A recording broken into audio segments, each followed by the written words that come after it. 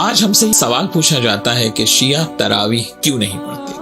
اس سوال کا جواب جاننے کے لیے سب سے پہلے ہمیں یہ دیکھنا ہوگا کہ اس سلسلے میں پیغمبر اکرم صلی اللہ علیہ وآلہ وسلم اور اہل بیت علیہ السلام کا کیا موقف ہے، کیونکہ ہم فقط پیغمبر اکرم اور اہل بیت رسول علیہ السلام کے اتباع کے پابند ہیں۔ تراویح کہتے کسے ہیں؟ آج کی عام اصطلاح میں ماہ رمضان المبارک کی راتوں میں نوافل کو جماعت سے ادا کرنا تراویح کہلاتا ہے۔ شیعہ تراویح اس لیے نہیں پڑھتے کیونکہ زمانے رسول میں ایسی کسی نماز کا کوئی تصور موجود نہیں ہے۔ رسول اللہ نے اپنی حیات طیبہ میں کبھی نوافل کو جماعت سے ادا نہیں کیا، اور یہ شیعہ سنی کتابوں میں موجود ہے۔ لیکن یہ واضح رہے کہ نوافل ہوں، مستحب نمازیں ہیں، اسے آپ قیام اللیل کہیں، تہجد کی نماز ہے، ان سب کا فرادہ پڑھنا اور بالخصوص ماہ رمضان المبارک میں پڑھنا انتہائی فضیلت ہے اور ثواب رکھتا ہے، اور اس میں تعداد کی بھی کوئی قید نہیں ہے، جس کی جتنی استطاعت ہو اتنا وہ ادا کر سکتا ہے۔ اہل بیت رسول نے تو رمضان المبارک میں 100 رکعت تک نوافل پڑھنے کی روایت ان سے موجود ہے کہ جس کو 30 دنوں میں تقسیم کر کے پڑھا جاتا ہے۔ مگر یہ یاد رہے کہ انہی نوافل کو جماعت سے پڑھنا بدعت ہے۔ بدعت کہتے کسے ہیں؟ بدعت کی تعریف ہے ادخال ما لیس من الدین فی الدین، جو چیز دین میں نہیں ہے اسے دین میں داخل کرنا بدعت کہلاتا ہے۔ یہ بات بھی جاننا ضروری ہے کہ بدعت کا تعلق عصر جدید کی نئی ایجادات اور اس کے تقاضوں سے قطعا نہیں ہے، بلکہ بدعت سے مراد دین اور شریعت میں ایسی بات شامل کرنا ہے جو دین اور شریعت کا جز نہ ہو۔ دین سے متعلق ہر وہ عمل جو زمانے رسول صلی اللہ علیہ وآلہ وسلم میں نہیں تھا، بعد میں اسے ایجاد کر کے دین میں شامل کر لیا گیا تو وہ بدعت کہلائے گا، اور نماز کا معاملہ تو خاص دینی معاملہ ہے۔ آج میں پہلے مکتب اہل بیت کی کتابوں کے حوالے یہاں پہ دینا چاہتا ہوں۔ مستدرک الوسائل میں ملا حسین نوری نے امام جعفر صادق علیہ السلام کا قول نقل کیا کہ امام صادق علیہ السلام ارشاد فرماتے ہیں کہ میرے جد رسول اللہ صلی اللہ علیہ وآلہ وسلم نے ارشاد فرمایا کہ اے لوگوں، نوافل کو رمضان اور غیر رمضان میں جماعت سے ادا نہ کرو۔ بہار الانوار میں علامہ مجلسی نے امام صادق علیہ السلام کا قول نقل کیا کہ امام نے ارشاد فرمایا کہ رمضان کے دن کا روزہ واجب ہے اور رمضان کی رات میں نوافل کو جماعت سے پڑھنا بدعت ہے۔ امام علیہ السلام نے ارشاد فرمایا کہ میرے جد رسول اللہ صلی اللہ علیہ وآلہ وسلم نے کبھی نوافل کی جماعت نہیں کرائی۔ مولا علی علیہ السلام نے اپنی ظاہری خلافت میں خطبہ دیتے ہوئے ارشاد فرمایا، الکافی کی 8ویں جلد میں یہ خطبہ موجود ہے۔ امام ارشاد فرماتے ہیں کہ واللہ لقد امرت الناس ان لا یجتمعوا فی شہر رمضان الا فی فریضۃ وَعَالَمْتُمُوهُمْ أَنَّ اجْتِمَاعَهُمْ فِي النَّوَافِلِ بِدْعَةٌ۔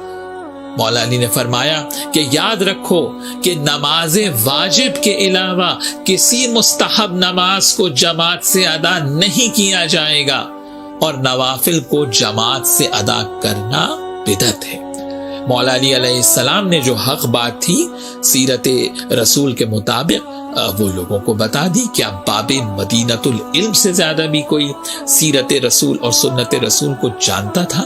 مگر مولا علی نے کسی پر زبردستی نہیں کی، کسی کو زبردستی نہیں روکا، اس آیت کی بنیاد پر کہ جو آیت حضرت فاطمہ زہرا سلام اللہ علیہا نے رسول اللہ صلی اللہ علیہ وآلہ وسلم کے وصال کے بعد اپنے خطبے میں مدینے میں جس آیت کو پڑھا تھا، سورہ ہود کی 28ویں آیت مبارکہ کہ جس میں ارشاد ہے فَأُمِّيَتْ عَلَيْكُمْ أَنُلْزِمُوكُمُوهَا وَأَنْتُمْ لَهَا كَارِهُونَ۔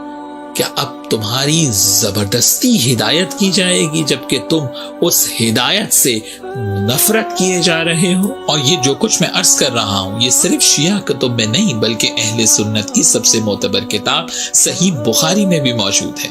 عبد الرحمن بن عبد القاری روایت کرتا ہے کہ میں خلیفہ دوم کے ساتھ مسجد میں گیا تو لوگ اکیلے منتشر اور بکھرے ہوئے نوافل ادا کر رہے تھے۔ ظاہر ہے سنت رسول یہی تھی، زمانے رسول سے یہی طریقہ چلا آ رہا تھا کہ نوافل کو فرادہ ادا کیا جاتا تھا۔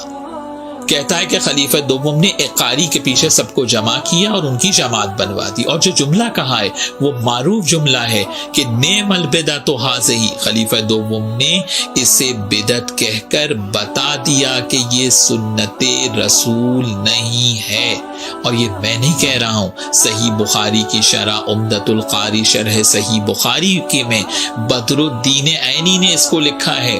وہ لکھتے ہیں کہ خلیفہ نے اسے بدعت اس لیے قرار دیا کیونکہ یہ رسول اللہ کی سنت نہیں ہے اور نہ ہی کبھی پیغمبر نے نوافل کو جماعت سے ادا کیا۔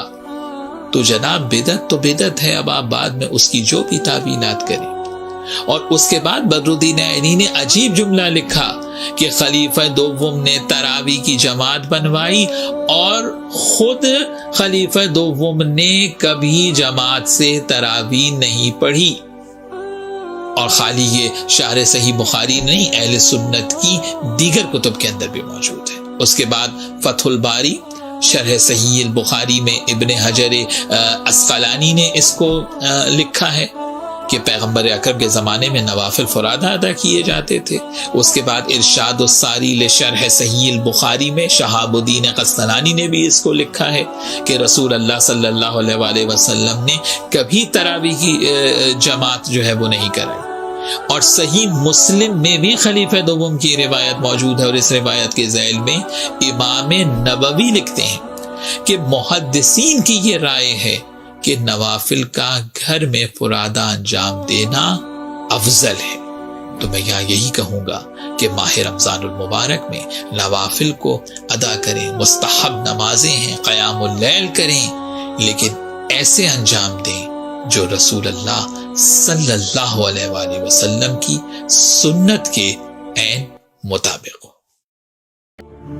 برائے مہربانی ہمارے اس چینل کو لائک کیجیے، شیئر کیجیے، کمنٹ کیجیے اور سبسکرائب کیجیے، اور بیل آئیکن کو پریس کیجیے تاکہ آگے بھی ہماری ویڈیوز آپ کو برابر ملتی رہیں۔